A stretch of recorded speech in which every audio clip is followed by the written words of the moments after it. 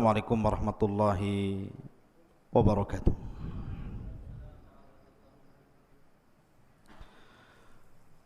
Alhamdulillah, salatu wassalamu ala rasulillah wa ala alihi wa sahbihi wa mawalah wa la hawla wa la quwata illa billahi wa ba'du. Qala Allah azza wa jalla, ya ayyuhalladzina amanu taqullaha haqqa tuqatih wa la tamutunna illa wa antum muslimun. Wa qala sallallahu alaihi wasallam, man salaka tariqan yaltamisu fihi ilma sahhalallahu bihi tariqan ilal jannah. Taib ma'asyiral muslimin yang dimuliakan Allah subhanahu wa ta'ala, para santri ikhwan yang dimuliakan Allah azza wa jalla, alhamdulillah malam ini kita bisa melanjutkan kembali kajian kita, masih membahas qasasul Quran, kisah-kisah di dalam Al-Quranul Karim. Dan kita akan membahas di malam hari ini tentang qissatu Ya'juj wa Ma'juj.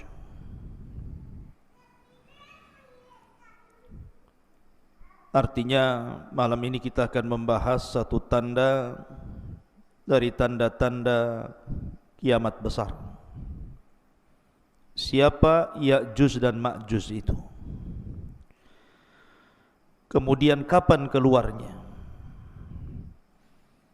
Kemudian kalau keluar apa yang akan dilakukannya? Kemudian bagaimana cara menghadapinya? Dan juga bagaimana wafatnya. Ini yang kita akan bahas 1 jam ke depan.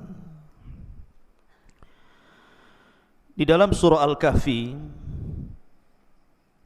dicantumkan di dalam ayat yang ke-92 dan seterusnya, Allah subhanahu wa ta'ala berfirman, hatta idza balagas baina saddaini wajada min dunihima qauman la yakaduna yafqahuna qaula. Ketika Dzulqarnain sampai di antara 2 gunung, didapatinya di belakang kedua gunung itu ada sebuah kaum yang hampir-hampir Dzulqarnain tidak mampu memahami bahasa mereka. Jadi Raja Dzulqarnain ini satu di antara 4 raja yang menguasai dunia, yang 2 mukmin dan 2 kafir. Adapun yang mukmin yang paling luas kekuasaannya siapa? Nabi Allah Sulaiman. Itu yang paling luas kekuasaannya. Karena kekuasaan Sulaiman bukan bagi bangsa manusia saja, bangsa jin pun dikuasai dia.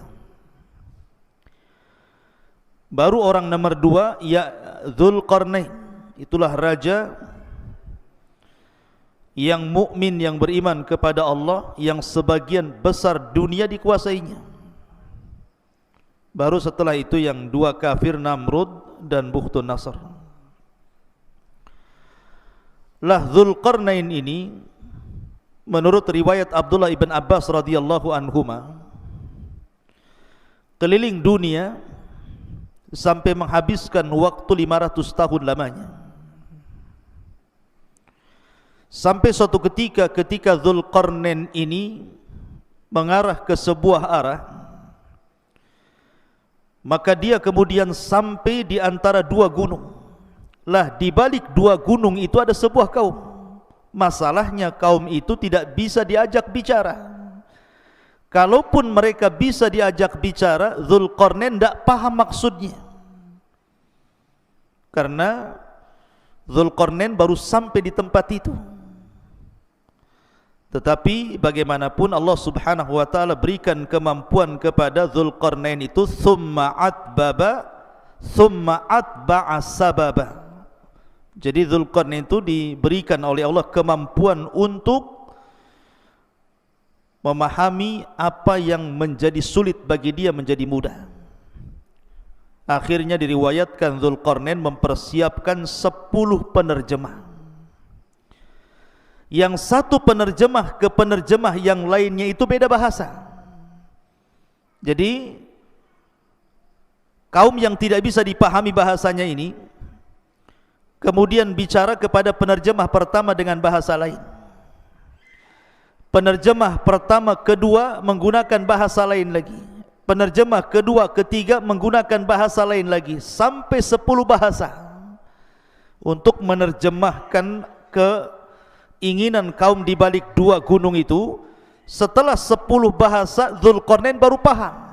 Oh, maksudnya apa? Apa maksudnya keinginan mereka? Itu digambarkan dalam Al-Quran.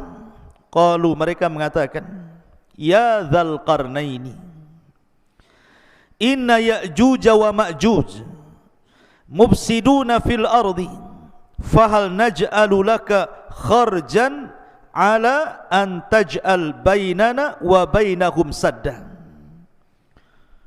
Mereka mengatakan, ya Dzulqarnain, sesungguhnya ada sebuah kaum namanya Ya'juj dan juga Ma'juj. Mereka adalah makhluk perusak di bumi. Maka bolehkah kami membayarmu, memberikan imbalan agar engkau membuatkan antara kami dan mereka sebuah benteng yang sangat besar, biar mereka tidak datang lagi kemari. Kemudian Dzulqarnain mengatakan, qala ma makkani fihi rabbi khairun fa'inuni biquwatin aj'al bainakum wa bainahum radmah. Maka Dzulqarnain berkata, apa yang telah Allah anugerahkan kepadaku jauh lebih baik dibandingkan imbalan kalian. Akan tetapi bantulah aku dengan kekuatan agar aku dapat membuatkan untuk kalian sebuah benteng yang bisa menghalangi kalian dengan mereka. Lihat bagaimana Dzulqarnain membuat benteng di sini. Allah katakan, atuni zubural hadid, datangkan kepadaku potongan-potongan besi. Hatta idza sawa bainas sadafaini, hingga ketika potongan-potongan besi itu telah terpasang sama rata dengan puncak gunung itu. Jadi besi itu ditancap-tancapkan seperti pagar begitu, sampai tingginya sama dengan gunung itu. Kemudian kata Dzulqarnain, qala khfuhu hatta idza ja'alahu naran qala atuni ufrig alaihi qatran famastata'u an yadharu wa mastata'u lahu nakbah. Maka Dzulqarnain berkata, tiupkanlah hingga ketika besi itu sudah menjadi merah karena terbakar api. Maka dia mengatakan, berilah aku agar kutuangkan ke atas besi itu tembaga yang sangat mendidih, maka mereka Ya'juj dan Ma'juj tidak dapat mendakinya dan tidak dapat pula melubanginya.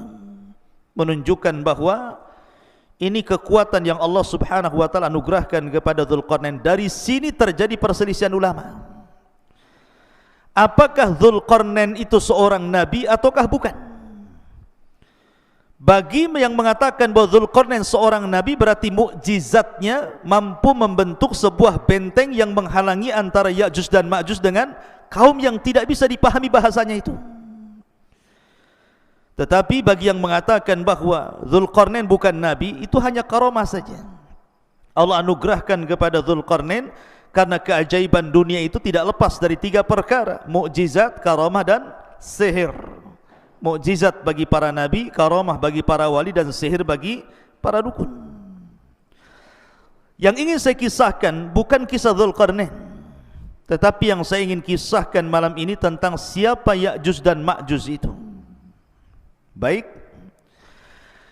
di dalam hadis Nabi SAW mengatakan, lan taquma as-sa'ah hatta yakuna qablaha asyra ayatin tulu'us syamsi min maghribiha wa khurujud dabbati wa khuruju Ya'juj wa Ma'juj. Dalam sebuah hadis yang dikeluarkan Abi Dawud, Nabi SAW bersabda, tidak mungkin tegak hari kiamat sampai kalian mendapati 10 tanda dari tanda-tanda besar hari kiamat. Dalam hadis ini disebutkan sebagiannya. Pertama, munculnya matahari dari arah barat.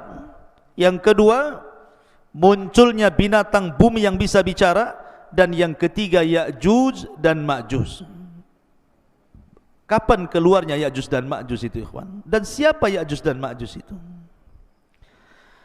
Ada yang mengatakan bahwa Ya'juj dan Ma'juj itu satu bapak dengan kita. Bukan satu bapak satu ibu. Kalau saya dengan antum itu satu bapak satu ibu dari Adam dan Hawa. Tapi Ya'juj dan Ma'juj itu satu bapak saja, lain ibu dengan kita. Lalu siapa ibunya? Ada yang mengatakan bahwa suatu ketika Nabi Adam ini ihtilam, mandi ataupun mimpi basah, sehingga sampai mengeluarkan sperma. Lah spermanya Adam ini jatuh ke tanah. Rupanya karena jatuh ke tanah itulah akhirnya sperma yang menyatu dengan tanah itu tiba-tiba membentuk manusia dari tanah. Itulah yang disebut dengan Ya'juj dan Ma'juj. Jadi bapaknya Adam, ibunya tanah. Nah, itu pendapat yang pertama. Berarti Ya'juj dan Ma'juj dengan kita itu satu bapak, karena beda ibu. Kalau kita kan satu ibu satu bapak. Kalau mereka satu bapak dengan kita saja. Tapi tentu riwayat ini batil, ikhwan. Karena tidak bisa kita menetapkan sesuatu tanpa dalil. Ini cerita Israiliyat. Ya. Tetapi pendapat yang kuat bahwa Ya'juj dan Ma'juj itu satu bapak satu ibu dengan kita. Dia turunan Adam dan juga turunan Hawa. Allah Subhanahu wa taala berfirman dalam surah Al-Ankabut ayat 15, fa'anjainahu wa ashabas safinati. Kami selamatkan Nuh dan seluruh orang-orang yang ada di perahunya. Dan Allah juga mengatakan dalam surah As-Saffat ayat 77, wa ja'alna dzurriyyatahu humul baqin. Dan kami jadikan seluruh anak turunan Nuh itu yang akan hidup sampai kiamat. Dari sini bahwa Ya'juj dan Ma'juj itu secara nasab itu sampai kepada Nuh alaihi salatu wassalam. Disebutkan bahwa dalam sebuah hadis yang diriwayatkan dalam kitab Al-Musnad ataupun dalam kitab Sunan, jadi Nuh alaihi salatu wassalam itu kan memiliki beberapa putra. Ada 4 putra, tetapi yang satu kafir. Namanya Kan'an, itu kafir, ikut agama ibunya dan mati tenggelam. Adapun yang tersisa adalah Syam, kemudian Ham, kemudian Yafis. Itu 3 putra Nuh yang masih hidup kala itu. Yang ada di perahu Nuh itu pertama Syam, kemudian Ham, kemudian Yafis. Adapun Syam itu disebut Abul Arab, bapaknya orang-orang Arab. Jadi seluruh orang Arab itu turunan Syam. Adapun Ham maka disebut Abu Sudan. Orang-orang Sudan, orang-orang berkulit hitam itu bapaknya siapa? Ham. Adapun Yafis itu Abu Turk, bapaknya orang-orang Turku. Bukan Turki, bukan. Turk itu adalah sebuah bangsa yang kemudian terdiri daripada beberapa bangsa-bangsa, dan itu diisyaratkan ke bangsa Asia kayak kita ini, itu turunan Yafis namanya. Jadi Turk itu banyak kabilah-kabilah. Lah salah satu kabilah Turk itu adalah Ya'juj dan Ma'juj. Jadi Ya'juj dan Ma'juj itu turunan daripada Yafis, dan Yafis ini putra Nuh alaihi salatu wassalam, dan nasab Nuh sampai kepada Adam alaihi salatu wassalam. Dari sini jelaslah bahwa Ya'juj dan Ma'juj itu manusia sama dengan kita. Dia bukan makhluk yang menyeramkan, bukan monster, bukan apa, bukan, sama dengan kita manusia, turunan Yafis ibn Nuh alaihi salatu wassalam. Ma'asyiral muslimin yang dimuliakan Allah Subhanahu wa taala. Bicara tentang Ya'juj dan Ma'juj tentu juga tidak lepas daripada bicara tentang Dzulqarnain tadi. Karena bagaimanapun yang memenjarakan Ya'juj dan Ma'juj itu Dzulqarnain. Sedikit saya akan jelaskan secara singkat tentang Dzulqarnain biar antum paham. Dzulqarnain ini ikhwan adalah seorang raja yang menguasai dunia. Tadi saya katakan perselisihan ulama tentang Dzulqarnain, apakah dia nabi ataukah dia bukan, bahkan ada yang mengatakan dia malaikat. Tapi pendapat ini tidak benar. Dzulqarnain manusia, tetapi diperselisihkan apakah dia nabi atau bukan, dan yang rajih dia bukan nabi. Dan Dzulqarnain itu hidup di zaman Ibrahim. Ingat, Dzulqarnain hidup di zaman Nabi Ibrahim alaihi salatu wassalam. Bahkan dikatakan oleh Ibnu Utsaimin rahimahullahu taala bahwa Dzulqarnain pernah tawaf bersama Ibrahim, dan dialah yang menjadikan Dzulqarnain itu masuk Islam. Jadi yang mendakwahkan dakwah tauhid kepada Dzulqarnain itu Nabi Ibrahim, sampai akhirnya Dzulqarnain masuk Islam, kemudian menjadi raja dunia, dan dia pernah tawaf bersama Nabi Ibrahim alaihi salatu wassalam. Ada yang mengatakan bahwa Dzulqarnain adalah Iskandar Yunan, atau disebut dengan Iskandar Al-Maqduni. Ini tidak benar. Memang Iskandar Yunan atau Iskandar Al-Maqduni yang dia punya guru namanya Aristoteles. Antum pernah dengar Aristoteles itu pendiri pemahaman filosof. Ya, kalau disebut dengan filosof Yunan itu artinya didirikan oleh Aristoteles. Nah, itu nanti ada murid-muridnya Plato dan yang lainnya. Ya. Lah Aristoteles ini seorang Yunan, dialah yang kemudian menjadi guru besarnya Iskandar Al-Maqdun atau disebut dengan Iskandar Al-Yunan. Memang di zaman itu Iskandar Al-Yunan Al-Maqdum itu menguasai dunia. Jadi banyak setelah dia mengalahkan Persia, Romawi dan banyak bangsa-bangsa dikalahkan, sehingga orang menganggapnya dia Dzulqarnain karena menguasai barat dan timur, utara dan selatan. Sehingga sebagian orang mengatakan bahwa Dzulqarnain adalah Iskandar Al-Maqdun yang dididik oleh Aristoteles tadi dan seorang filosof Yunan. Tidak benar. Kenapa tidak benar? Pertama, dari segi zaman sudah berbeda. Dzulqarnain itu di zaman Nabi Ibrahim, sementara Aristoteles ini jauh, ya, jauh dibandingkan di zaman Nabi Ibrahim. Dia berabad-abad, dari mana enggak ketemu. Yang kedua, Dzulqarnain ini seorang muslim, orang yang bertauhid kepada Allah Azza wa Jalla, sementara Al-Iskandar Al-Maqdun atau Yunan itu kafir, sehingga enggak ketemu. Dari segi agama saja tidak ketemu. Maka Dzulqarnain ya Dzulqarnain, orangnya lain. Kemudian Iskandar Al-Yunan atau Al-Maqdun ya Iskandar Al-Maqdun, lain lagi. Maka jangan disamakan, itu dua orang yang berbeda. Intinya bahwa Dzulqarnain adalah seorang raja, seorang muslim, masuk Islam di tangan Nabi Ibrahim alaihi salatu wassalam, kemudian menjadi raja dan menguasai dunia. Lah di zamannya inilah Ya'juj dan Ma'juj kemudian dibenteng oleh dia sehingga tidak bisa keluar. Adapun tentang sifat Ya'juj dan Ma'juj itu, bagaimana bentuknya sebenarnya? Ibnu Hajar rahimahullahu taala menyebutkan beberapa pendapat para ulama tentang bentuk fisiknya Ya'juj dan Ma'juj itu. Kata beliau bahwa ada sebagian orang mengatakan bahwa Ya'juj dan Ma'juj itu badannya seperti syajaratil aruz, seperti pohon aruz. Pohon aruz itu berada di Syam atau tepatnya di Lubnan sana, di Libanon. Itu banyak pohon aruz, itu tinggi sekali. Ya. Jadi pohon aruz itu sangat tinggi sekali, sampai dijelaskan tingginya itu ishruna wa mi'ata dhirah, 120 hasta. Satu hasta segini.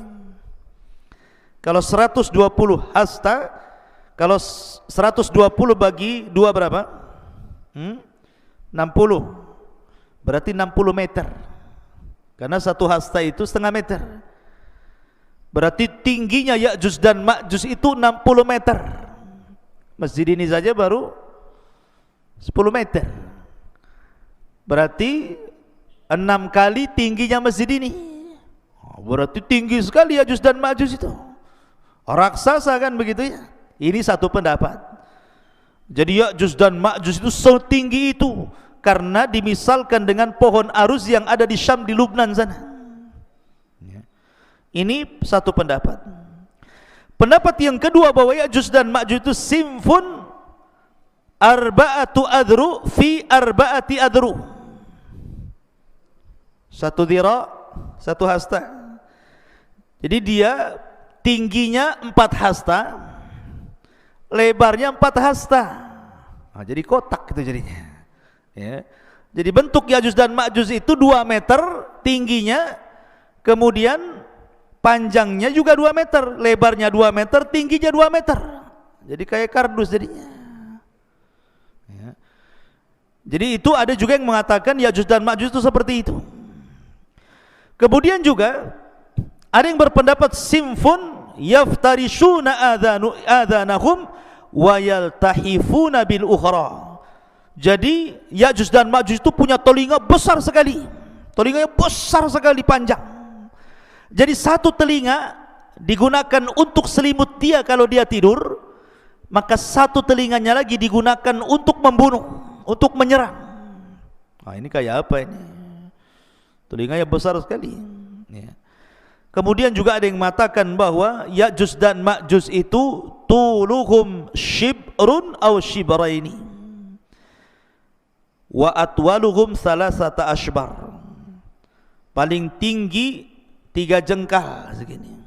Nah, seginilah, segini. Ada juga yang 2 jengkal, ada juga 1 jengkal segini tingginya itu. Berarti manusia kerdil. Tapi sekali lagi ini hanya pendapat, tidak didasari dalil-dalil sama sekali. Ini hanya dinukilkan dari kisah Israiliyat. Jadi Al-Hafidh Ibnu Hajar menukilkan pendapat tentang bentuk Ya'juj dan Ma'juj ini adalah semuanya riwayat dhaifah, tidak ada yang sahih. Lalu yang sahih seperti apa? Yang sahih diriwayatkan dalam sebuah hadis dari Ibnu Harmalah, dari bibinya, yang diriwayatkan oleh Imam Ahmad dalam musnadnya. Ini bentuk fisik asli yang sahih ini. Disebutkan dalam sebuah hadis, khataba Rasul sallallahu alaihi wasallam wa huwa asibu isba'ahu min ladghati aqrabin. Rasul sallallahu alaihi wasallam berkhutbah dalam keadaan jarinya tersengat kalajengking. Kemudian beliau mengatakan, innakum taquluna la aduwa wa innakum la tazaluna tuqatiluna aduwan hatta ya'tiya Ya'juj wa Ma'juj iradul wujuh sigharul uyun syuhbus syi'af min kulli hadhabin yansilun ka'anna wujuhahum al-mujanal mutraqatu. Kata Nabi SAW, kalian mengatakan tidak ada musuh lagi, padahal sesungguhnya kalian akan terus memerangi musuh sampai datangnya sebuah kaum yang namanya Ya'juj dan Ma'juj. Siapa mereka? Mereka adalah lebar mukanya, kecil matanya alias sipit, warna putih di rambut atasnya. Mereka mengalir dari tempat-tempat yang tinggi, seakan-akan wajah mereka persis seperti perisai perang. Artinya bahwa Ya'juj dan Ma'juj itu kalau kita kelompokkan satu dunia ini, orang-orang yang mirip dengan Ya'juj dan Ma'juj itu berdasarkan hadis Imam Ahmad ini mengisyaratkan kemana? Ke bangsa Cina. Ke bangsa Cina kan. Kita ini orang-orang Asia itu kan matanya sipit, bulat, pendek gitu ya. Orang-orang kayak orang-orang Mongol gitu ya. Ya, jadi Ya'juj dan Ma'juj itu disyaratkan kepada bangsa-bangsa Cina. Tapi bukan berarti kemudian Ya'juj dan Ma'juj itu Cina, tidak ada. Bukan, orang Cina bukan Ya'juj dan Ma'juj. Maksudnya fisiknya persis seperti mereka. Seperti orang Cina. Kalau Noval ini tidak seperti orang Cina, orang Bangla ini. Ya. Jadi Ya'juj dan Ma'juj itu seperti orang Cina, maksudnya fisiknya, tapi bukan berarti Cina itu Ya'juj Ma'juj, tidak. Karena ada yang berpendapat bahwa Ya'juj Ma'juj itu Cina, bukan. Kemudian benteng yang dibangun Dzulqarnain itu tembok Cina. Ya, enggak nyambung ikhwan. Jaka sembung enggak nyambung. Kenapa? Karena tadi saya sudah jelaskan ayatnya kan, bahwa temboknya Dzulqarnain itu terbuat dari besi, kemudian dilumuri tembaga. Nah, tembok Cina dari mana? Dari tembok, dari batu bata aja disusun. Yang kedua, tembok Cina pernah roboh sebagiannya. Kalaupun seandainya dirudal itu bisa roboh, tapi bentengnya Ya'juj dan Ma'juj tidak bisa, kuat sekali. Dan itu berdasarkan Al-Quran dan juga hadis Nabi SAW, tidak mungkin roboh benteng itu kecuali Allah izinkan roboh. Jadi tidak ada kaitan benteng Cina dengan bentengnya Dzulqarnain atau Ya'juj dan Ma'juj dengan orang Cina, nggak ada kaitan di situ.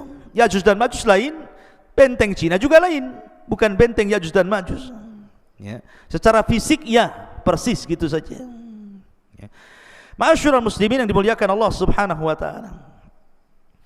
Kemudian dari segi jumlah mereka kan sekarang terkurung ikhwan, karena ada yang mengatakan di balik benteng ini di mana? Apakah dalam tanah, di gua-gua, di gorong-gorong gitu ya, atau di dalam dasar lautan, atau di atas bumi? Wallahu alam. Tetapi lihat bagaimana Allah Subhanahu wa taala gambarkan betapa banyaknya mereka. Nabi SAW bersabda dalam hadis Abi Sa'id Al-Khudri radhiyallahu an. Nabi SAW mengatakan, yaqulullah, berarti di sini hadis qudsi ya, Allah berfirman, ya Adam, wahai Adam. Jadi suatu ketika Allah akan memanggil Nabi Adam. Kemudian Adam mengatakan, labbaika wa sa'daika wal khairu fi yadaik. Kata Adam, labbaik, ku sambut panggilanmu ya Rabb dengan senang hati dan kebaikan semua di tanganmu ya Rabb. Fayaqul, maka Allah berfirman, akhrij ba'than nar, wahai Adam, keluarkan pasukan penghuni neraka.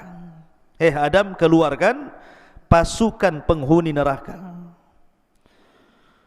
Kemudian dia mengatakan, inna kulla alfi tis'a mi'atin wa tis'atan wa tis'ina fa indahu yashibus saghir wa tada'u kullu dhati hamlin hamlaha wa taran nasa sukara wa ma hum bisukara walakinna adzaballahi syadid. Qalu ya Rasulullah wa ayyuna dhalikal wahid? Qala abshiru fa inna minkum rajulan wa min Ya'juj wa Ma'juj alfa. Perhatikan. Kemudian kemudian Allah berfirman kepada Adam, keluarkan pasukan penghuni neraka. Adam bertanya, apa pasukan penghuni neraka itu ya Rabb? Maka Allah mengatakan, mereka dari setiap 1000 orang 999 orang. Jadi perbandingan kita dengan Ya'juj dan Ma'juj itu, jadi kalau ada 1000 orang, maka satu kita 999 Ya'juj dan Ma'juj. Anda bisa bayangkan bandingannya itu. Jadi kalau antum di sini ada 20 orang, dibandingkan dengan Ya'juj dan Ma'juj, setiap satu orang bandingannya 999. Berarti jumlah mereka banyak. Jadi kalau antum melawan Ya'juj dan Ma'juj, antum satu orang melawan 999 Ya'juj dan Ma'juj. Kira-kira menang enggak tuh? Antum satu orang lawan satu orang aja kalah antum. Ini 999, bonyok lah. Banyak jumlahnya kan. Macam mana cara melawannya ini? Sekian banyaknya itu kan. Kemudian Allah berfirman, membacakan ayat Al-Quran setelah menyebutkan mereka dari setiap 1000 orang 999 orang.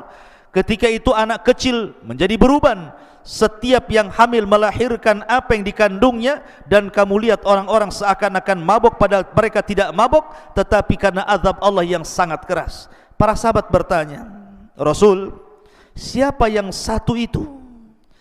Maka Nabi SAW mengatakan, bergembiralah, sesungguhnya penghuni neraka itu satu di antara kalian, dan Ya'juj dan Ma'juj 1000 dari mereka. Artinya dari 1000 orang itu satu di antara kita, 999 dari mereka.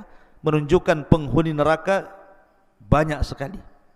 Karena dari Ya'juj dan Ma'juj saja bandingannya satu banding 999 jiwa gitu ya. Maka dari hadis ini ada beberapa faedah. Pertama, Ya'juj dan Ma'juj calon penghuni neraka.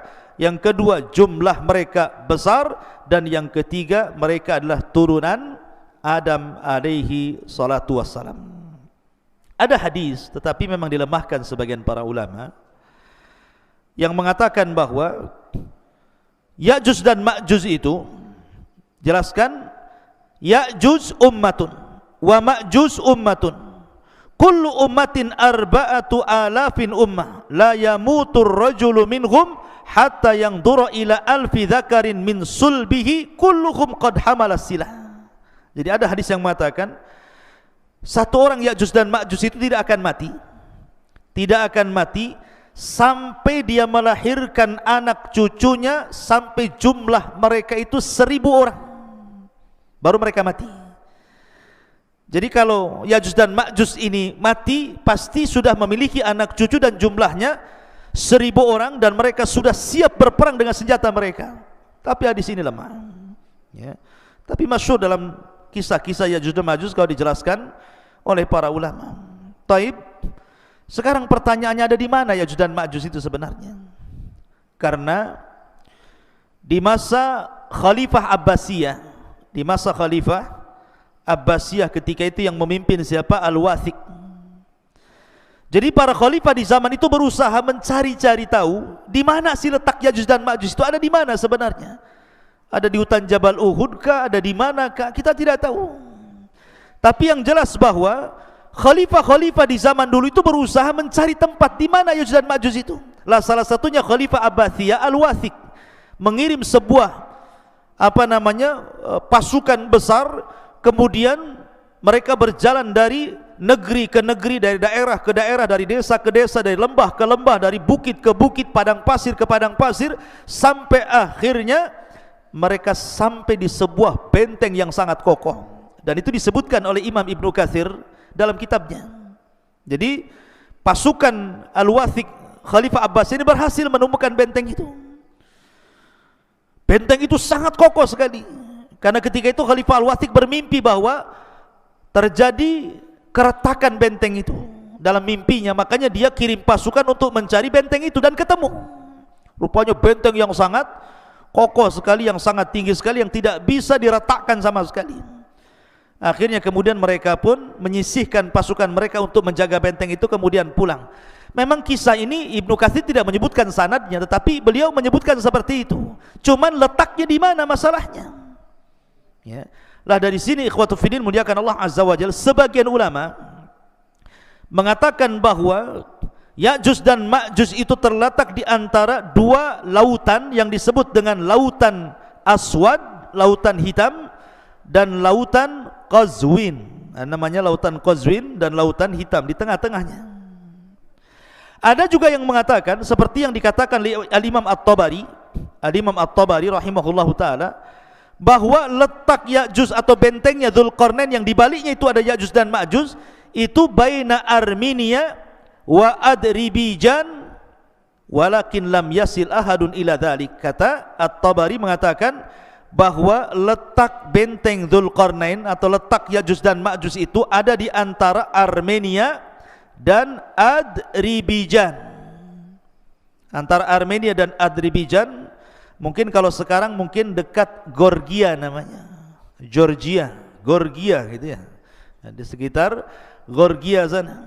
Nah, sekitar itulah. Mungkin dari Cina itu ke arah mana tuh? Ke arah selatan atau ke utara gitu ya. Nah, sekitar itu. Tapi yang jelas tidak ada satupun orang yang sampai ke situ. Adapun kisah Ibnu Katsir tentang delegasi Khalifah Abbasiyah Al-Wathiq ini wallahu alam, karena tidak bersanad masalahnya. Tapi yang jelas kita yakini bahwa Ya'juj dan Ma'juj itu ada di balik benteng Dzulqarnain. Kapan keluarnya? Wallahu alam, karena itu tanda dari tanda-tanda kiamat besar. Sekarang bagaimana keluarnya? Bagaimana cara keluarnya? Ma'asyiral muslimin yang dimuliakan Allah Azza wa Jalla, saya akan runut satu tanda kiamat sebelum keluarnya Ya'juj dan Ma'juj. Kita tahu bahwa sebelum keluarnya Ya'juj dan Ma'juj itu, dari tanda-tanda kiamat besar adalah keluar Dajjal. Dajjal dulu ya. Dajjal dulu keluar, baru kemudian Ya'juj dan Ma'juj. Jadi Dajjal ini fitnahnya adalah fitnah agama. Jadi Dajjal itu fitnahnya fitnah agama. Fitnah agama artinya bahwa Dajjal ini sama sekali tidak merusak seperti Ya'juj dan Ma'juj. Memang murni fitnah agama, tidak ada kaitan dengan Ya'juj dan Ma'juj, ya. Lah kemudian Allah Subhanahu wa ta'ala takdirkan turun Isa bin Maryam kemudian membunuh Dajjal. Lah ketika Isa bin Maryam telah membunuh Dajjal inilah baru kemudian muncul Ya'juj dan Ma'juj. Lah ketika itu Allah Subhanahu wa ta'ala memerintahkan Isa untuk sembunyi, karena kalau melawan tidak akan sanggup. Karena Rasul yang mengatakan kaum ini tidak bisa diperangi, bukan tidak bisa dibunuh, tidak bisa diperangi karena jumlahnya banyak masalahnya. Tadi saya katakan kalau antum melawan Ya'juj dan Ma'juj berarti satu dari antum melawan 999. Macam mana cara membunuhnya? Yang ada kita yang dibunuh mereka gitu ya. Makanya karena saking banyak jumlahnya itulah, makanya Rasul sallallahu alaihi wasallam bersabda bahwa kaum ini tidak bisa diperangi. Makanya kenapa Allah Subhanahu wa taala merintahkan Isa untuk membawa pasukan kaum muslimin sembunyi di Bukit Tur. Enggak usah dilayan. Kalau kau maksa perang pasti kalah. Ya. Akhirnya kemudian Isa hanya bertawakal kepada Allah Azza wa Jalla sampai akhirnya mereka kelaparan di bukit itu sampai kepala kerbau jauh lebih berharga dibandingkan emas dan perak. Karena mereka nggak bisa keluar, dikepung. Saking banyaknya Ya'juj dan Ma'juj itu. Ya. Lah dari sini ikhwatu fillah muliakan Allah Azza wa Jalla, Allah Subhanahu wa taala berfirman, ataupun hadis Nabi sallallahu alaihi wasallam dari Sam'an, dari Nawas ibn Sam'an, idh awhallahu ila Isa, Allah Subhanahu wa taala mewahyukan kepada Isa bin Maryam, inni qad akhrajtu ibadan li la yadani li ahadin biqitalihim faharriz ibadi ila tur. Sesungguhnya aku mengeluarkan hamba-hambaku yang tidak ada kemampuan bagi seorang pun untuk memeranginya. Biarkanlah mereka hamba-hambaku menuju Tur. Jangan dilayan Ya'juj dan Ma'juj itu. Wa yab'atsullahu Ya'juj wa Ma'juj wa hum min kulli hadabin yansirun. Maka Allah Subhanahu wa taala mengeluarkan Ya'juj dan Ma'juj, mereka mengalir dari setiap ketinggian seperti bah api saking banyaknya. Fayamurru wa awailuhum ala buhairatit tabariyah fayashrabun ma fiha wa yamurru akhiruhum fayaquluna laqad kana bihadhihi marratan ma. Kemudian mereka melewati danau Tabariyah. Jadi satu kloter Ya'juj dan Ma'juj yang baru keluar dari benteng itu sampai di danau Tabariyah. Lah benteng Ya'juj dan Ma'juj itu kan sudah retak tuh. Rasulullah sallallahu alaihi wasallam di zamannya saja ada bolongan seperti ini bentengnya. Jadi musuh itu bisa ngeker tuh dari dalam tuh. Jadi apa yang di luar dikeker gitu ya, tapi tidak bisa keluar. Jadi kelompok yang pertama keluar itu mereka melintasi sebuah danau yang disebut dengan Danau Tiberias, Danau Tabariyah dalam bahasa Arab, dalam bahasa kita Tiberias itu. Mereka minum sampai kering, tidak ada sisa air itu, padahal baru sedikit itu yang keluar. Kemudian kloter yang kedua datang dan mengatakan, sungguh dulu di sini banyak airnya, kenapa kemana air ini? Padahal sudah diminum oleh kloter pertama. Saking banyaknya, bayangkan. Minum pun semuanya diminum dia. Lewat danau diminum dia, lewat got diminum dia, semua diminum dia. Karena mereka nggak pernah melihat air seperti itu kan, mereka terbenteng dalam benteng. Kemudian qalu, aduh, Bang Karim ini ganggu saja nih. Qalu, mereka mengatakan, ya dzal qarnaini inna Ya'juj wa Ma'juj mufsiduna fil ardi fahal naj'alu laka kharjan ala an taj'al bainana wa bainahum sadda. Kemudian Dzulqarnain mengatakan, sesungguhnya Ya'juj dan Ma'juj mereka perusak di permukaan bumi. Jadi ikhwan, ketika Ya'juj dan Ma'juj keluar itu, Ya'juj dan Ma'juj itu fitnahnya berbeda dengan Dajjal. Kalau Dajjal itu kan fitnah agama. Kamu kalau ikut saya senangkan, tapi kalau tidak ikut saya bunuh kau. Bahasanya seperti itu. Ataupun mungkin fitnah yang lain, fitnah dabatul ar gitu ya, fitnah binatang yang melata dari perut bumi, tugasnya stempel saja, mukmin kafir gitu. Tapi Ya'juj dan Ma'juj ini memang asli merusak, tidak ada hubung kait dengan agama. Pokoknya keluar saja, dia dibantainya semua orang yang di luarasnya. Lihat pohon ditebang, lihat bangunan dirobohkan, lihat air disedot airnya, lihat lautan habis dimakannya. Pokoknya semua yang ada di depannya dihancurkan dan tidak dibangun lagi. Jadi tugasnya yang merusak saja. Semua dirusak, hutan dirusak, bangunan dirusak, orang dibantai. Bahkan ada yang mengatakan bahwa kalau dia membunuh di luarasnya, bukan hanya dibunuh, dimakan bangkainya. Jadi mereka itu kanibal, memakan, bahkan sesama mereka pun mereka memakan. Bagi mamanya Ya'juj dan Ma'juj meninggal salah satu di antara mereka, dimakan jasadnya. Sampai seperti itu gitu ya kerusakannya. Jadi ngeri gitu ya Ya'juj dan Ma'juj itu. Makanya wajar kalau seandainya tidak ada satupun ras di luar Ya'juj dan Ma'juj, kecuali mereka akan dibantai, dibunuh, dimakan. Kecuali yang sembunyi, mereka selamat. Kalau enggak sembunyi, mereka tidak selamat. Makanya kemudian Ya'juj dan Ma'juj ini mereka akan terus menyerang di luarasnya, akan keliling dunia, akan membantai ke desa-desa, ke kota-kota, ke daerah-daerah, ke kutub-kutub. Mereka akan meluas di mana-mana. Sampai ketika mereka sudah puas karena merasa sudah tidak ada lagi yang diserang, sombong mereka. Kesombongan itulah sampai kemudian mereka mengatakan, qatalna man fil ardi sanaqtuluhu man fis sama, katanya. Kami sudah membantai orang-orang yang di bumi, sekarang yang di langit ku bantai juga, katanya. Lihat, dia mau membantai orang-orang yang di langit, malaikat. Bumi ini kecil ikhwan, dibandingkan dengan langit, kata Nabi SAW, seperti kita punya cincin dilempar ke padang pasir. Bumi itu cincinnya, padang pasir itu langitnya. Apalagi panah tombak kecil-kecil lagi kan gitu ya. Kemudian dilemparkan ke bumi, macam mana coba? Cincin dilempar ke padang pasir. Lah, bumi ini cincinnya, langit di padang pasirnya. Kemudian mereka melempar tombak, melempar tanah ke langit, panah-panah ke langit. Kemudian mereka ditipu oleh Allah. Wa yakiduna kaida. Tiba-tiba Allah sedot itu panah sama tombak itu sampai keluar jalur awan, sampai gak kelihatan ya. Kemudian setelah tombak dan panah mereka itu menembus awan-awan, tiba-tiba kemudian dibalikan lagi sama Allah. Dan Allah Subhanahu wa ta'ala kemudian lumuri di ujung-ujungnya itu darah-darah, seolah-olah mereka sudah membunuh orang-orang yang ada di langit, padahal tidak ada satu makhluk yang terkena tembakan itu. Allah hendak menipu daya mereka sehingga mereka makin sombong. Sekarang mana lagi, di langit sudah kami bunuh, di bumi sudah kami bunuh, mana lagi katanya. Sombongnya mereka. Dari itulah maka akhirnya Allah Subhanahu wa ta'ala, al jaza'u min jinsil amal, mulai Allah membalas perbuatan mereka. Ma'asyiral muslimin yang dimuliakan Allah Subhanahu wa ta'ala, lah Ya'juj dan Ma'juj ini sebenarnya mereka susah keluar sebenarnya. Setiap hari itu mereka sampai hari ini mereka hendak keluar, melobangi. Jadi kalau sudah lubang, kemudian matahari mulai terbit, maka matahari mulai terbenam, maka mereka kemudian pulang lagi.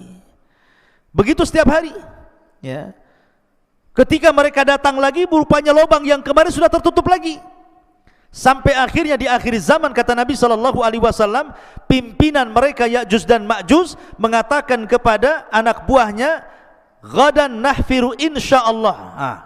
Besok, katanya Ya'juj dan Ma'juj, pemimpinnya mengatakan, kita akan gali lagi lubang ini insya Allah. Setelah diilhamkan pemimpinnya mengucapkan insya Allah, maka tiba-tiba lubang itu tidak kembali lagi, tetap lubang. Akhirnya digali sampai mereka bisa menembus di luar benteng. Dari situ Allah mengatakan min kulli hadabin yansilun, keluar semua dari lubang itu, kemudian membantai, membunuh di luarasnya.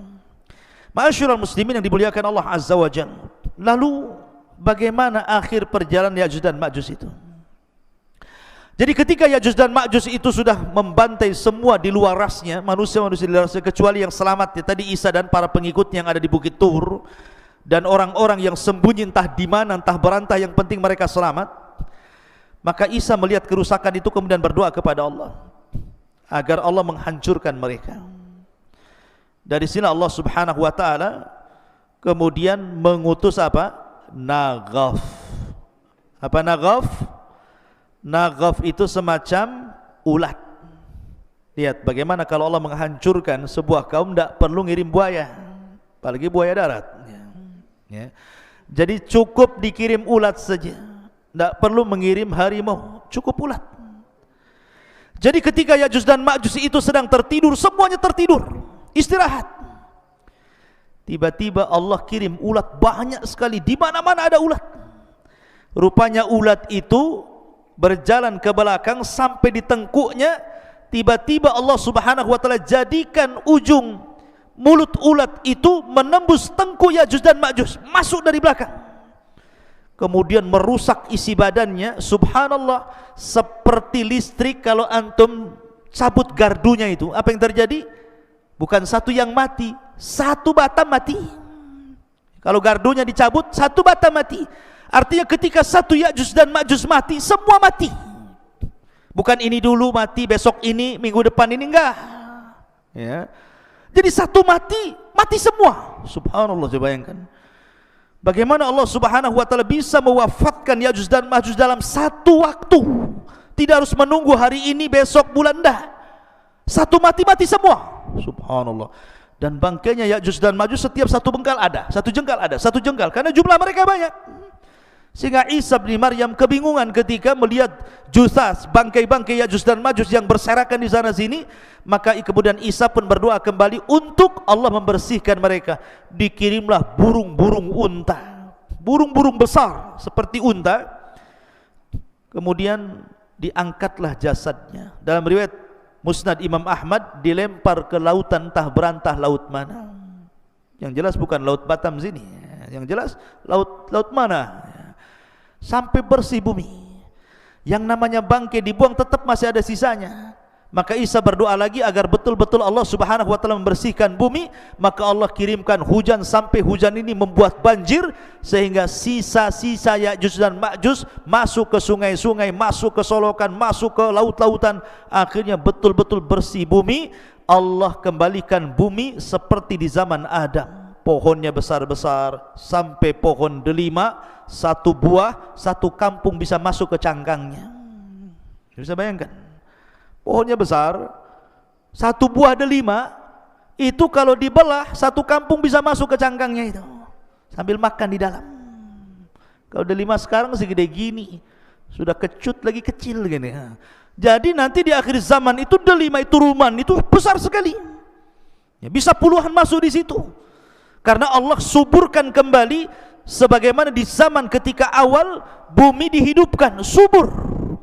Dari sini akhirnya Isa bin Maryam mulai membawa pasukan Imam Mahdi yang sudah meninggal, memimpin dunia, mematahkan salib, kemudian membunuh babi, kemudian menegakkan keadilan. Bagi yang tidak mau ikut syariat Islam maka akan dibantai, bagi yang ikut maka selamat. Sampai akhirnya Isa pun haji. Setelah haji kemudian Isa bin Maryam meninggal dunia. Hanya 7 tahun setelah itu Isa bin Maryam meninggal dunia. Nah, itu diantara kisah Ya'juj dan Ma'juj yang disebutkan dalam surah Al-Kahfi. Wallahu a'lam. Mudah-mudahan ada manfaatnya sebagai pengetahuan. Subhanakallahumma bihamdika asyhadu an la ilaha illa anta astaghfiruka wa atubu ilaik. Allahu ta'ala. Assalamualaikum warahmatullahi wabarakatuh.